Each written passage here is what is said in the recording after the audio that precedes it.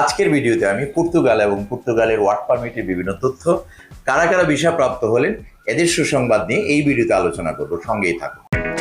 পর্তুগালে বর্তমান সময়ে ভিসার জয় জয়কার। পর্তুগালের ভিসা অনেকটাই বলা যায় গ্যারান্টেড ভিসা। দীর্ঘদিন পরে পর্তুগালের ভিসা পদ্ধতির বেশ কিছু পরিবর্তন আসছে। ভিসার বিভিন্ন ধরনের স্কিম তারা প্রকাশ করেছে। এর মধ্যে পর্তুগালের ভিসা D1 থেকে D10 পর্যন্ত ক্যাটাগরি করা হয়েছে। D1 ক্যাটাগরি ভিসার জন্য আপনাকে পর্তুগাল দূতাবাসে কোনো ইন্টারভিউ দিতে হবে না।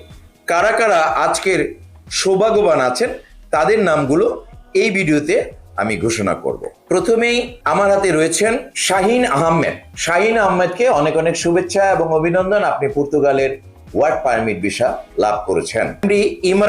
এমডি ইমরানকে অনেক অনেক শুভেচ্ছা এবং অভিনন্দন। দেবব্রত বিশ্বাস, আপনাকে অনেক অনেক শুভেচ্ছা এবং অভিনন্দন। আপনি পর্তুগালের ওয়ার্ক পারমিট ভিসা লাভ করেছেন।